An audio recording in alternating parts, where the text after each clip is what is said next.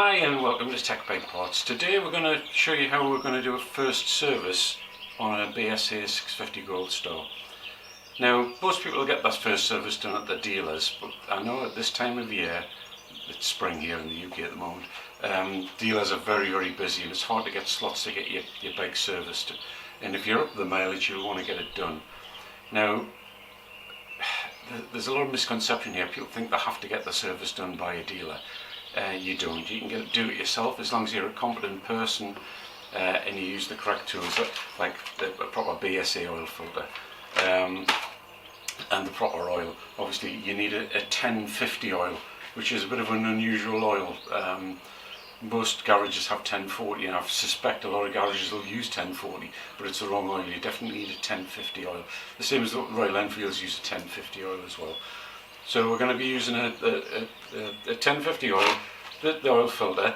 Now BSA said to change the O-ring in the side casing here on the filter. We're going to be doing that as well. And we normally replace the copper washer on the sump plug. Now they say you can use that twice, but I'll examine it and we'll take it from there. But I do carry plenty spare. All the information you need is basically in this little book, because it actually tells you how to do it yourself, which is unusual.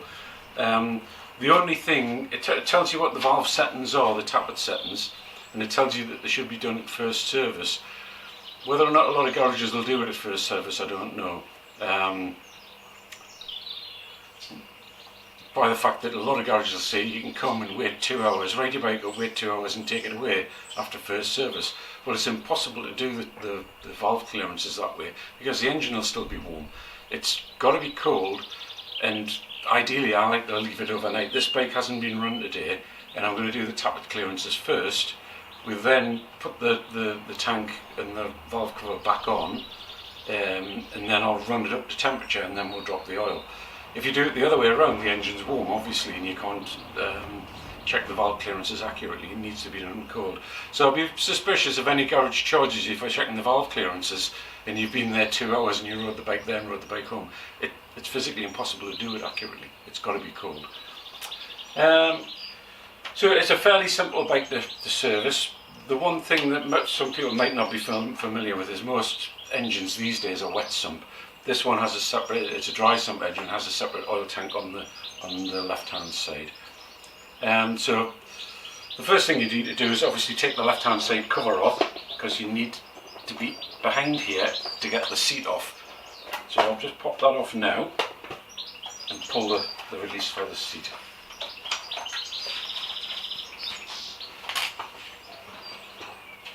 So first of all we need to disconnect the negative terminal and obviously pull the terminal away. It's a good safety precaution, because if you move the tank back and it hits the positive, you'll get a spark, and you don't want that when there's bits of petrol around. Next we need to loosen this bolt on the back of the tank here. I've already loosened it off there, but I'll put those away somewhere safely for now. So I like to lift the tank up a little bit and just stick something underneath there, just so you've got a bit more room to get in there. So this is the main fuel pipe, pressure fuel pipe here, and you need to squeeze the little square tab on either side of it and pull it off. Now be ready with some paper, because there's always a bit of fuel lying in this line. So this is another reason why it's best to do this when the engine's cold. So just try and catch whatever comes out of there. Leave that there for now in case there's any more dribbles. Okay, so under the tank you need to loosen this clip off this vacuum hose here. I've already done that because it's a bit awkward to try and show you, and then you can just pull that vacuum hose off. And it's so quite awkward to do it from this side. I would normally do this from the other side, but you need to disconnect the fuel level sensor and also the fuel pump wire. And now you can remove the tank and put it safely on a cloth or something. So I've removed these two little straps off the evap canister and just pop that out of the way. Now this is the cover we want off here. so we need a bit better access. So I'm going to remove the HT cable guide, this bolt here, and the two, disconnect and remove the two ignition coils. In case you didn't realise, this bike has twin ignition coils and twin spark plugs, even though it's a single cylinder. That gives it better efficiency and reliability. So we'll go around the other side and pull the leads off.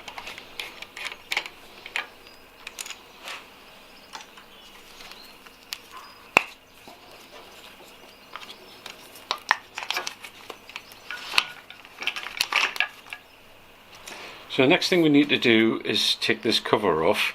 Now first of all, I'm going to take this breather clip off the back here. Now before I take the cover off, what I'm going to do is I'm just going to give it a, it's not particularly dirty, but even so you don't want any fine dust and grit going into the engine. So I'm just going to give it a clean down. I'm just using WD-40 and a bit of paper roll, just to make sure that there's nothing, no nasty is going to get inside the rocker cover when we take it off. It still is a little bit grubby there. So next we want to remove the 7 M6 bolts that hold the cab cover on. Just go around undoing them evenly. A bit stiff because they've got Loctite on it by the feel.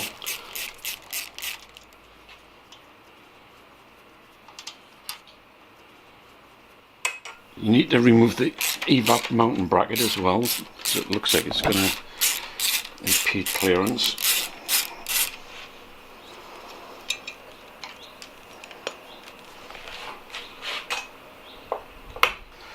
So if you keep that wiring harness pulled up tight, should get that out on the left hand side there now. It's a bit of a tight fit. Right, so we've got it out there after much jiggling about. It needs to come off from this side and sort of at that angle and jiggle it about.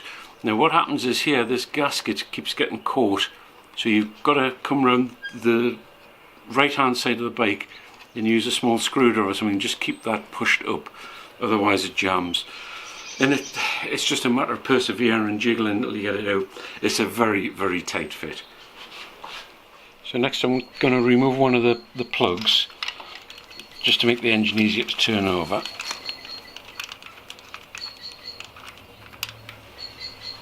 So the exhaust tappets, basically the ideal place to check them is so the lobe is directly away from the shim bucket. So it should be between 10 and 12 thou, or 0.25 millimeter, and I'll just check, see what we've got there. So we've got 0.25, okay. Yeah, and it's 0.27, so that's well within clearances on that. So in old money, that's between 10 and 12 thou. It's a bit awkward, I can't really show you getting into the other one because you've got to go in from behind and underneath. But yeah, we've just got a nice 10 thou clearance on that one. Just check to see if we can get another 11 in. So yeah, that's just within tolerance, yeah. So I'll turn I've put it in gear and turn the motor with the plug out round until these lobes are directly opposite the buckets.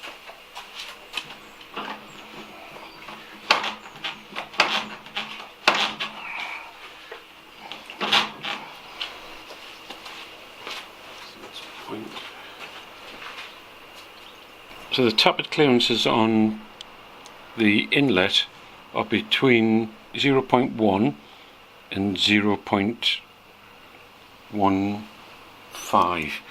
So it's approximately 4 to 7 thou. So I'm going to try a 5 in there first of all. That's too tight. Yeah, 4 goes in and a 5's tight. So that a 4 is exactly the minimum tappet setting. I'll just check that in the back one there. 4 goes in there easily, and a 5's a tight fit. So they're both on 4th there, which is great for nice quiet toppets.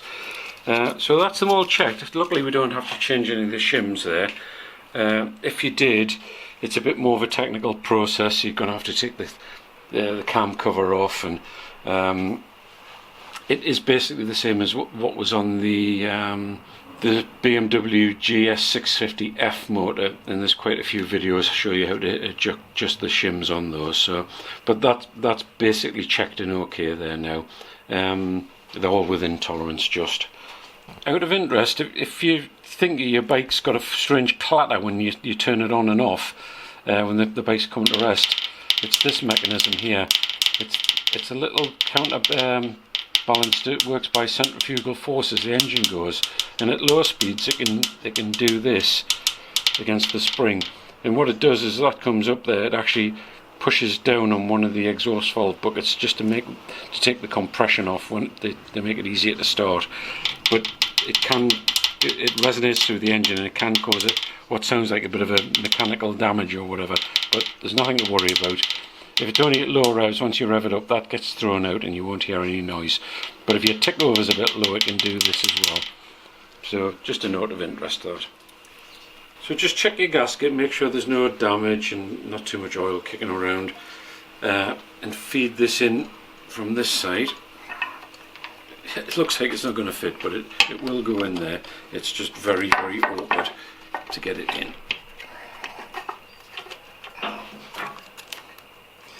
Actually, what I'm going to do, see, I've got this lobe up here. I'm going to turn the engine around so that lobe is not sticking up because it's catching on the gasket. So yeah, it's a bit of a wiggle there to get in. Like I say, if you get the cam lobes so they're pointing down over, so they're not catching on the gasket there, make sure the gasket's seated all the way around, it hasn't come out, and just pop your bolts back in there now. You should be able to get a couple of uses out of these rubber cam gaskets and rubber seals on the mountain bolts.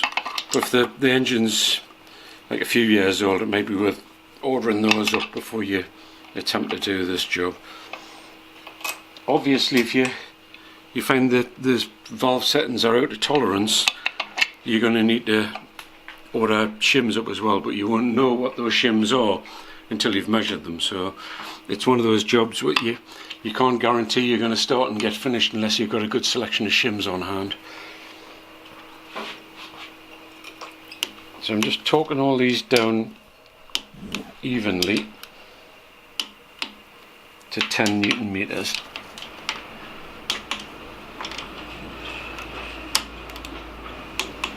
I'm going to go up to the final torque of 11 Newton meters.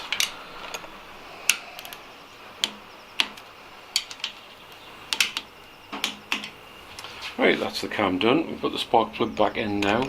Refit the coil packs and the bracket for the canister.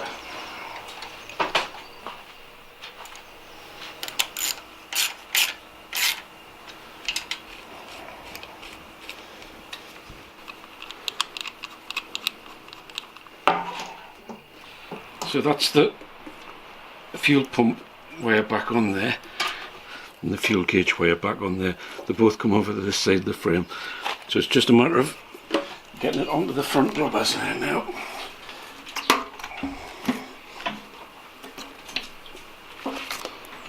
Dropping it in at the back.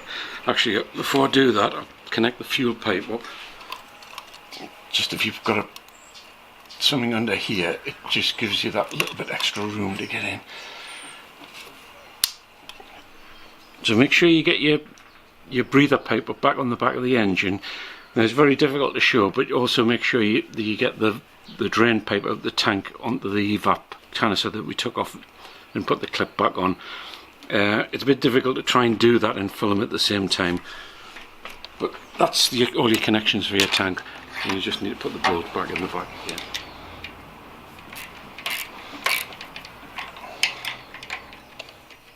So that's the tank all back on there now. What we're going to do now is reconnect the negative terminal back on the battery again. because I'm going to run it up now, make sure everything's okay, and warm the engine oil up a bit. Now, the manual says to run it for 2 or 3 minutes, which is an absolute minimum really, to get the oil a little bit warm to get it out there.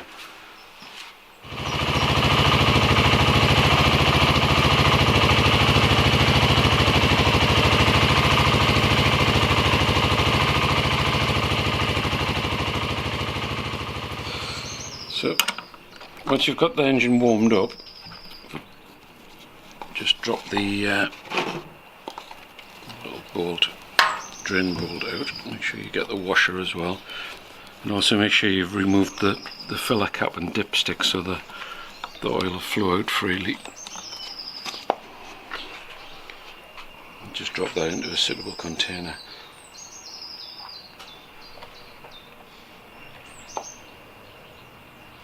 So don't forget to put your bung back in with a new washer on it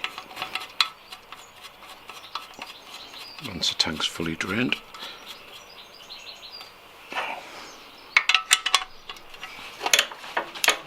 So next you need to remove the drain plug on the bottom of the motor.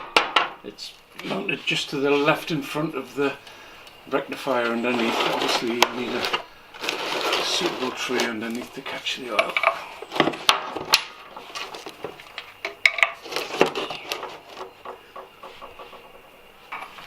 So put a new copper washer on the sump plug there.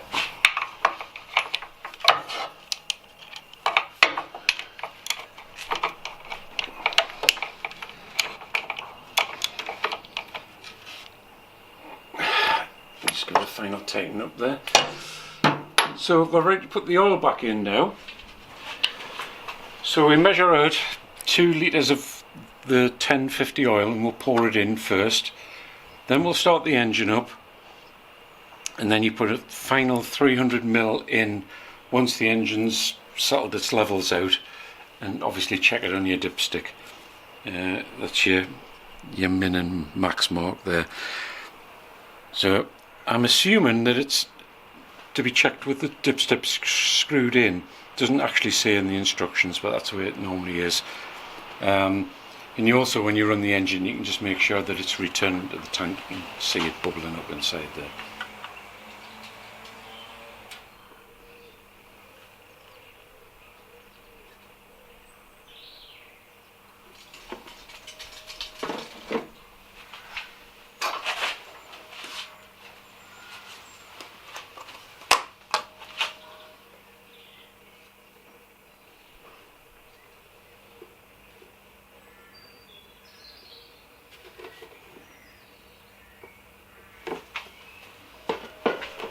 So next we need to take this cover off here, these 8mm head bolts, to change the filter.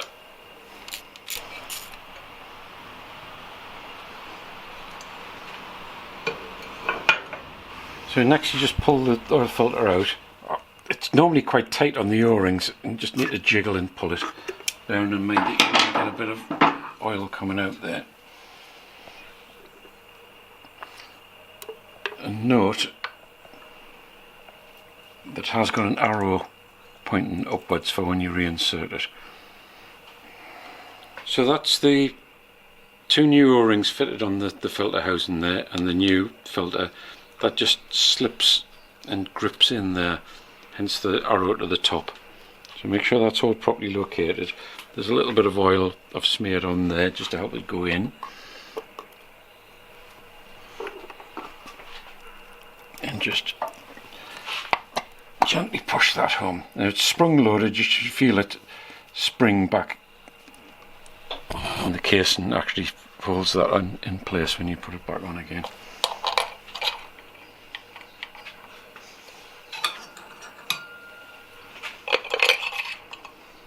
So the 3 long bolts go to the top 3 fixings around the oil filter, and your 4 small ones go to all the lower 4 holes.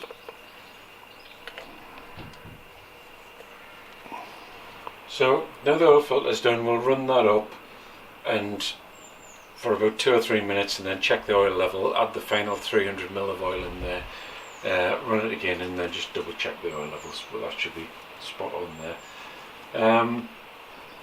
Next thing is just basic checks over the bike for a first service. We need to go around and just grease things like the brake pivot, the foot peg pivots, the chain obviously. We need to check the chain free play. It should be about 25 to 30 millimeters in the center of the run, up and down. If you need to adjust it, obviously you just slacken the wheel off and move these adjusters back using the little markings on the block there at the back either side to make sure it's even. When I get on this, obviously because it hasn't got a center stand, it's difficult to spin the wheels to check the tyres for damage or cuts or anything, but when I get on the ground I'll roll it forward and do it in sections. Again, just go around and check, make sure you haven't got any loose spokes. Again, it's a bit of a pain because it's difficult to turn. I'll jack it up on here and spin it round, but if you've got a loose spoke, you should be able to, normally if you just give them a tap you can feel them. You'll get a very dull sound if you've got a loose spoke. So just go around all the front wheel and back wheel spokes, and if one sounds a bit dull you can tighten it up on the spoke nipple, but it's quite rare that they actually need any adjustment at the first service, but it's always good to check. Next you check your reservoirs for the brakes. The reservoir for the rear brake is behind this side panel. And these side panels are quite difficult to get off. I would just put a little bit of silicone grease on these. Check your level there. Now the air filter's behind here, but we don't do the air filter for first service. That'll be the next major service that'll get done.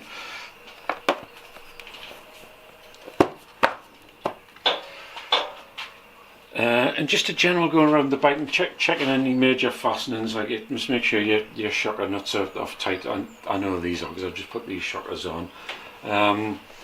Everything's tight and there's no signs of any rust running off bolts, which is normally a sign that they're loose. Check your rear brake hoses, make sure there's no sign of any weepage.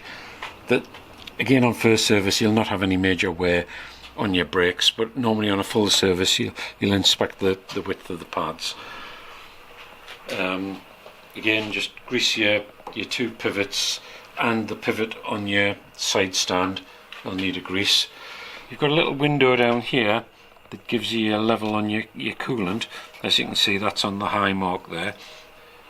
But again, the bike has to be level to do it, so you're going to need some form of jack underneath on level ground to make sure the bike's absolutely spot on, or you will get a false reading on here.